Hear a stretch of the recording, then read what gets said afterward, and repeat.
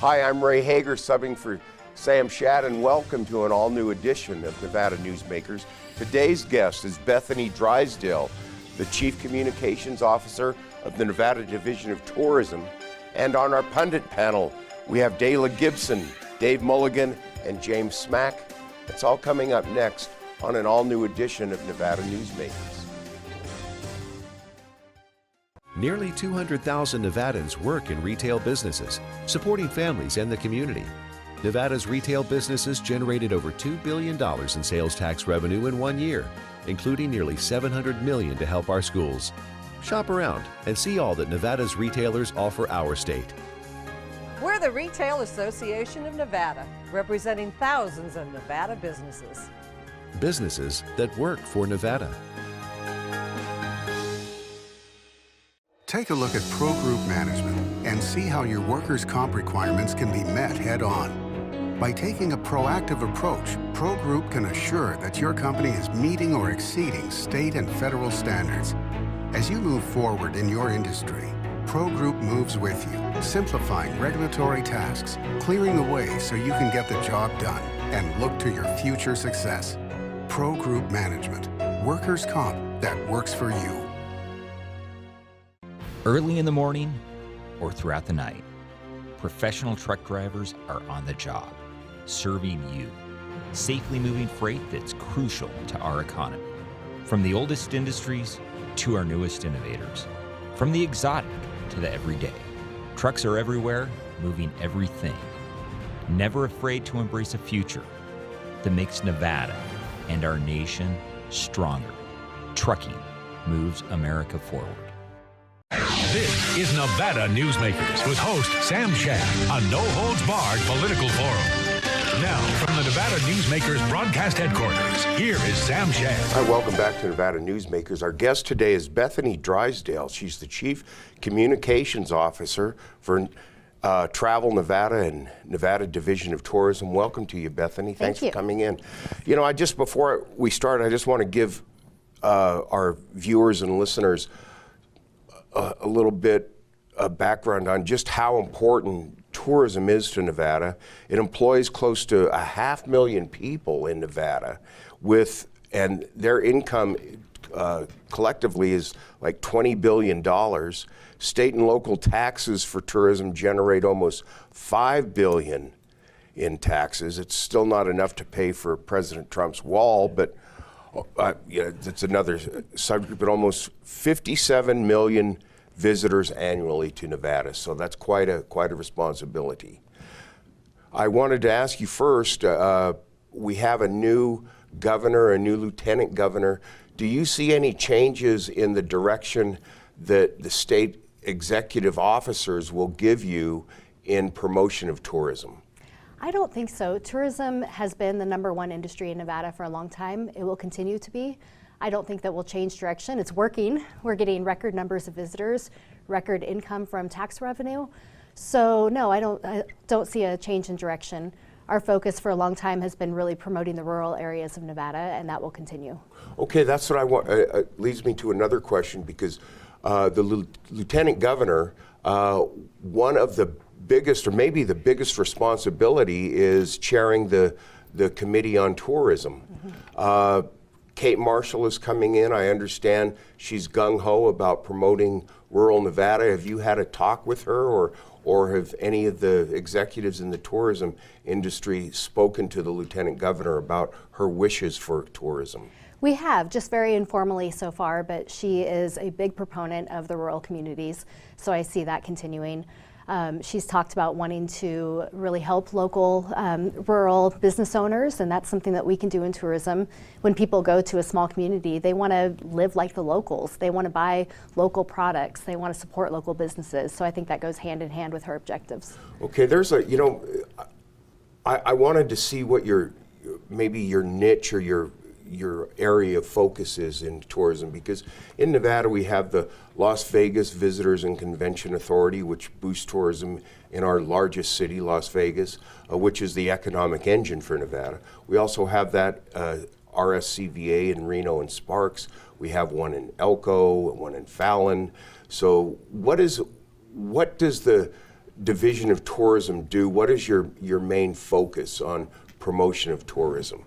We really work very closely with all of those visitors bureaus. Even Las Vegas, you know, they do so much promotion on their own, but we get people into Las Vegas and then out from there. And that's really one of our primary focuses, trying to get people into our hub cities, Reno, Las Vegas, and then get out to explore the rural areas.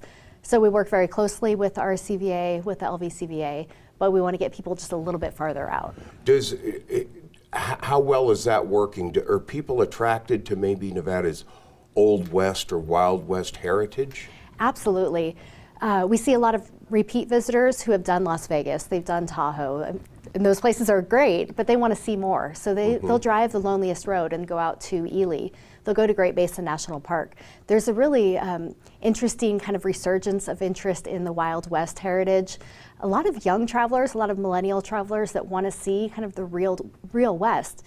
And in Nevada, we are kind of unique in that we have a lot of the real Western heritage. Things are not behind, you know, fences. They're not behind, you know, museum displays. You can walk out to Grimes Point outside of Fallon and see petroglyphs where they were created by American Indian settlers. So it's a very real experience, and there's a big pent-up desire for that. Well, you mentioned fences. One of the greatest slogans of Nevada tourism is "Don't fence me in." Where did that come from? How did you come up with the idea of "Don't fence me in" in a way to promote all of Nevada, the rural and rugged parts of the state? Everything we do is driven by research. So we did a lot of research into what people already believe about Nevada and what attracts them to Nevada. And that was one of the biggest things. Being primarily public open land, we're about 80% public land, that is very attractive to travelers, especially from urban areas, New York, LA, where you can't just go anywhere and explore anywhere. So through a lot of research, through a lot of creative development with our ad agency and PR agency, we came up with Don't Fence Me In. What was really fun is that the Killers, famous Las Vegas band, known all over the world, right, they were totally on board with it, and they recorded our song they recorded Don't Fence Me In for us, free of charge, just as a service to the state that they love. Yeah, that's a beautiful, beautiful song. I really enjoy the way they do it. Yeah. When I was at the Reno Gazette Journal, I covered tourism for a stint, and what I remember from that is how popular rural Nevada was to international travelers, specifically from Japan. But about international tourism, now one time Congresswoman Dina Titus was on the show, and she was concerned that some of President Trump's immigration policies may hurt international tourism to Nevada. Have you seen that in the 2 years that President Trump has led our nation? We've seen a decrease, but there's a lot of speculation that it has more to do with the strength of the dollar than any rhetoric out there. We can't pinpoint exactly what the downturn might be, and I shouldn't say downturn. Visitation is still very high. It's not growing quite as quickly, but there's, like I said, a lot of speculation about the strength of the dollar, and it's just more expensive for people to come here from other parts of the world. Okay, Bethany, let's take a break right here. I want to ask you about marijuana tourism when we get back. We'll be right back with more with Bethany Drysdale after these few words. Tamarack Junction is South Reno's hotspot with over 450 of the latest slots and video games. Sully Sports Bar, the Dining Car Restaurant, William Hill Sportsbook, and the Tamarack Steakhouse and Lounge. We're just north of the Summit Mall in South Virginia. Yeah. How do you shed some light on a better economy? Start with growth inspired by Valley Electric Association. We're a member-owned power company that puts Nevada first, and we're doing big things, like providing prosperity by securing renewable energy projects. For Nevada, that means more jobs and more opportunities, all for a strong statewide economy. In other words, together, we're doing powerful things. Visit us at vea.coop to learn more. Hi, I'm Eric Robnett, owner of Home Energy Experts. Has this ever happened to you? Honey, did you remember to turn down the thermostat? Forgetting to set the temperature? Not fun. We can help. Our new smart thermostat keeps the temperature set for your comfort all by itself. I'm feeling hot now. To increase your comfort, go to homeenergyexperts.com for details. That's homeenergyexperts.com. The signs and symptoms of cataracts can start out small with subtle changes in your vision. So don't wait. Be proactive and take your vision into your own hands. If you're experiencing the onset of cataracts or just have questions, contact your eye care professional or call Eye Care Associates of Nevada today. Dr. Hiss has years of experience specializing in the surgical correction of eye disorders and has completed over 84,000 vision correcting procedures. At Eye Care Associates of Nevada, we'll change the way you look at the world. The Tamarack Junction Steakhouse is known for signature steaks, handcrafted cocktails, and world-class wines. Join us Thursdays and Friday nights from 4:30 to 6:30 in the Steakhouse Lounge for live music, gourmet plates, and well-priced wines, just north of the Summit Mall on South Virginia. This is Nevada Newsmakers. Hi, welcome back to Nevada Newsmakers. Our guest, of course, is Bethany Drysdale. She's the Chief Communications Officer for Travel Nevada and Nevada Division of Tourism. Bethany, on the show recently, Tick Sagerblum, who used to be a state senator, now he's on the Clark County Commission, probably the most powerful political board in our state. And he was talking about promoting Nevada's marijuana laws, which allows those over 21 to ingest recreational marijuana. He wanted to start maybe what he called marijuana tourism, but he said the big bugaboo here is that there's really no legal place for tourists to smoke marijuana in Nevada, because the way the law is written, it says it's only to be consumed in your home. So what is the state's outlook on the promotion of marijuana as a tourism hook? We have those conversations a lot in our office, and right now there is no legal way to consume it unless you really live here, so it doesn't make sense to promote it to visitors. Most visitors coming here are probably staying in a casino of some sort. Casinos are under federal regulation, so it just doesn't make sense right now. A lot of other states are catching up to us, so we may not be that singular for too much longer. So for now, we don't need to promote it. People are coming here for other reasons, and it's just not something we're going to do. We are tracking it, though. We have a visitor profile study that we do every year, and so we're tracking to see if people are interested in that, but for now, it's not making much of a difference. Okay, well that's logical to me, because you don't promote alcohol consumption in your tourism message either. So I think it's a good, fair way to do it. One of the things that you spoke about between the break is that the image of Sin City, that just doesn't translate well to international tourism, and maybe Sin City for Las Vegas. Could you maybe expand on that? Yeah, a lot of people think of Sin City, that kind of old cliche for Las Vegas, but the words themselves, Sin City, they don't translate well in other languages, in other cultures. It's actually kind of a turnoff in some cultures. So there's no reason to really keep perpetuating that. Las Vegas has a goal of hitting 30% of their visitation being from international sources. So that term just doesn't really work in those areas. Okay, Bethany, what are the countries where Nevada gets most of its international visitors from?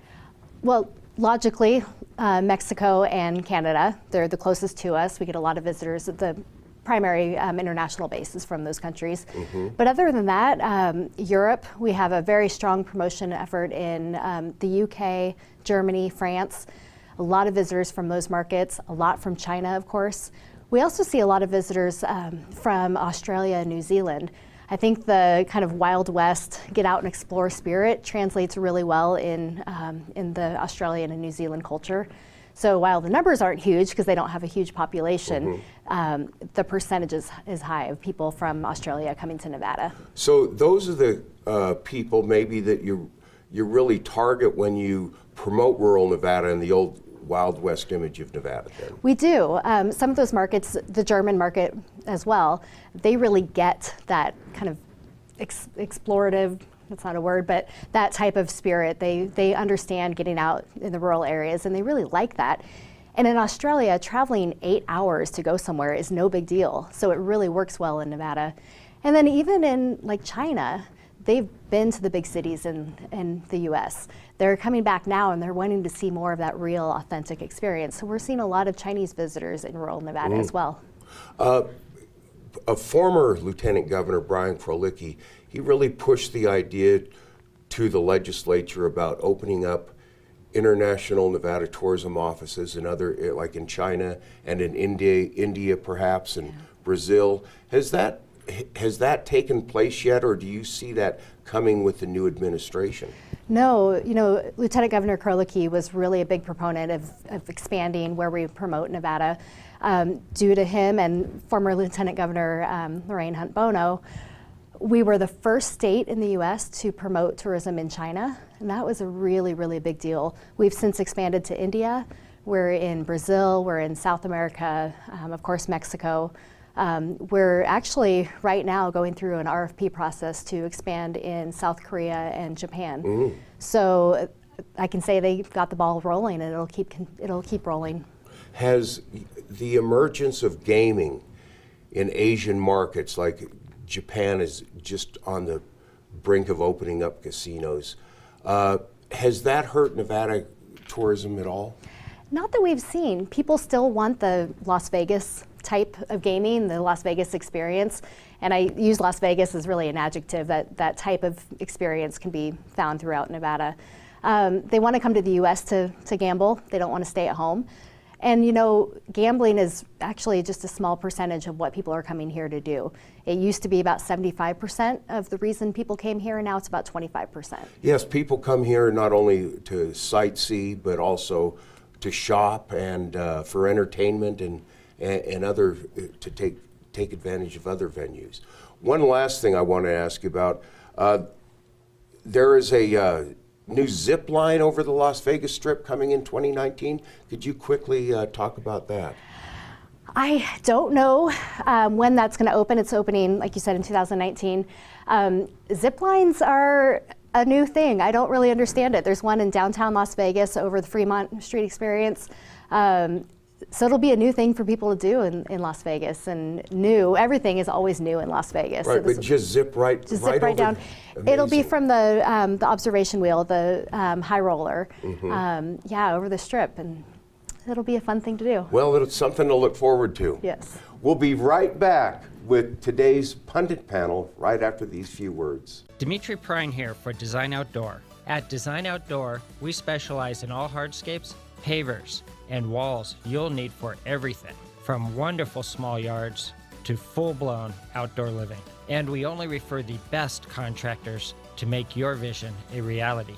Our store and backyard are located at 11600 South Virginia, just north of Monte Ranch Parkway. Visit designoutdoor.com or call us at 851-9499. I'm men's rights attorney Marilyn York, and because I represent men in all family law matters, women often call me gender traitor, woman hater, and even disgusting. So why represent men and target myself with these offensive monikers? It's simple. Children with fathers in their lives are 6 times less likely to drop out of school, 15 times less likely to go to prison, and 5 times less likely to commit suicide. So ladies, you can hate me, but please love your children more than you hate their fathers. Hi, I'm Dave Newman. Remember me? I used to be the house detective, and now I'm a realtor, full-time at RE/MAX Realty Affiliates. A lot of people ask me, how's the market? You know what? It's fantastic. If you're even kicking around the idea of buying or selling, give me a call. Let's talk about it. Call me at RE/MAX Realty Affiliates and just ask for the guy who used to be the house detective, Dave Newman. Everyone is talking about opioids, but they're not the only drugs that can be harmful if taken in large quantities or not as prescribed. You also need to be aware of side effects from anxiety drugs, muscle relaxants, sleep aids, and stimulants. Mixing prescription drugs with other drugs or alcohol can be dangerous. If you take an Ambien with a glass of wine, it may be enough to stop you from breathing. Prescribed drugs can be just as dangerous as illegal drugs. Take medications only as directed. This is Nevada Newsmakers. And welcome back to Nevada Newsmakers for our pundit panel. We got a great crew today. First, Daela Gibson, Planned Parenthood, Monte, welcome to you. James Smack, former Nevada Republican National Committeeman. Welcome to you, James. Thanks. And last but not least, Dave Mulligan, the author of Mulligan's Wake and a well-known podcaster. Welcome to you all. Daela, as we tape this show, we're heading for day 24 of the partial government shutdown of the federal government. Do you see this ending soon, and where do you put the blame on Trump, or do you put the blame on Pelosi and Schumer? How do you see this? I definitely put the blame on Trump, Mr. Trump. I don't know if it's going to end anytime soon.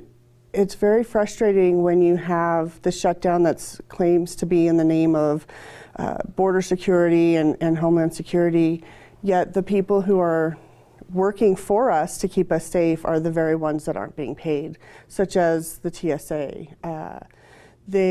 I just flew last week to Vegas. I had a meeting in Vegas, and I was thanking the TSA agents the entire time I was going through the screening because they aren't getting paid, and there may be back pay. However, when? You know, Mr. Trump has said that it could be months or years, and that's frustrating because they don't have a choice, and I feel that can compromise our safety far more than any non-wall has ever done.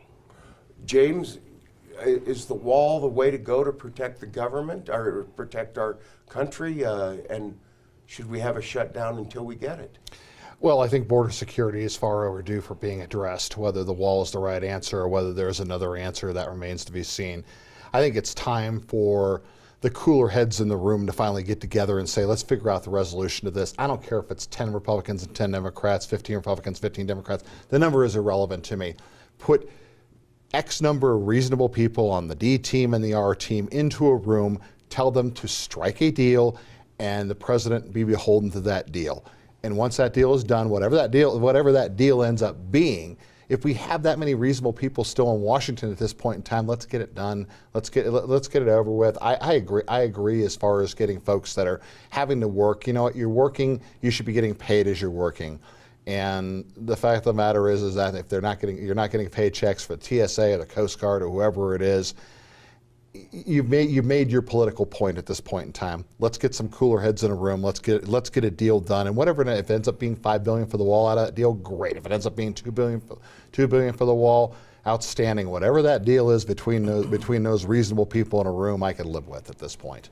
Dave, do you think Trump would go for a compromise where he gets $2 billion for his wall? Well, there was a deal on the table at first that was approved through both houses. I mean, he made an about face because they called him out. Ann Coulter, Rush Limbaugh, they said, if you don't get your wall as you ask for it, you've lost. So he did an about face.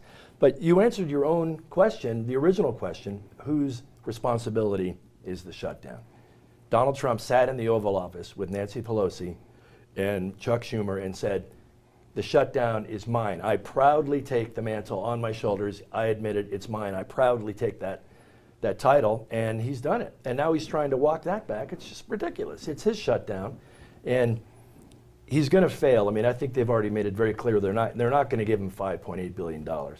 And the wall, to me, is symbolic of the ugly American aspect he brings to what we have now when he wants to replace the Statue of Liberty as our symbol with a wall, and it's not going to happen. Well, let me also go. Let me back to this story and this talking about a national emergency and using that to build the wall.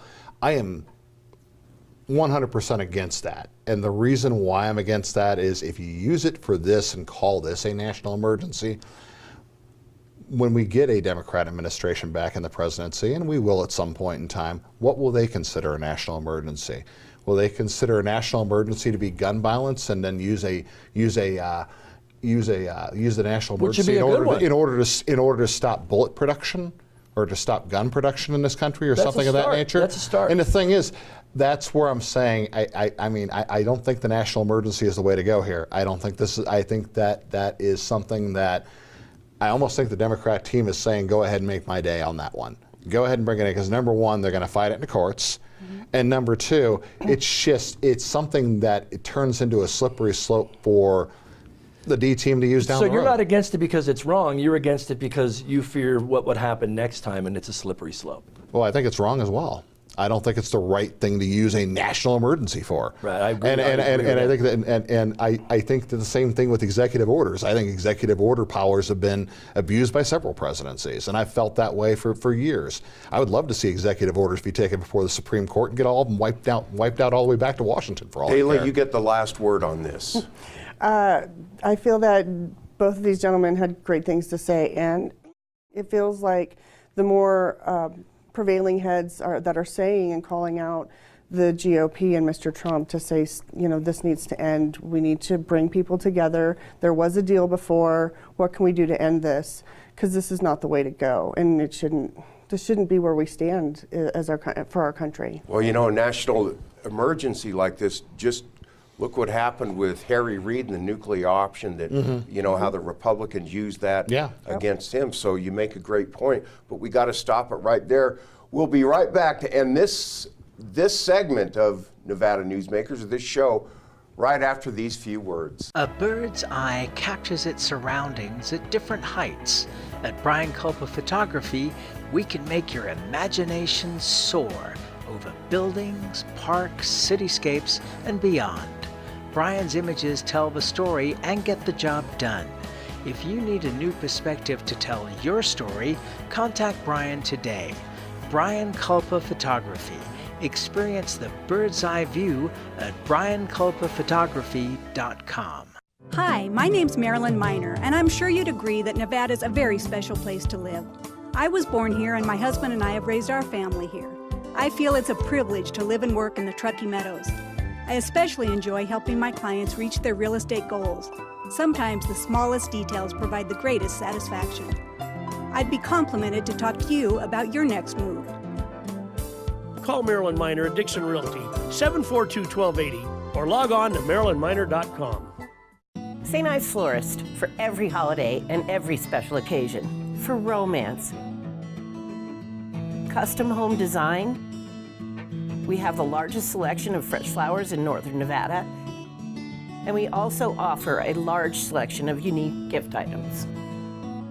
Come see me, Lori Ann, at St. Ives Florist, 700 South Wells Avenue, or call me at 333-9190. Pro Group Management is the place where companies can find workers' comp solutions that are designed to meet their specific business requirements.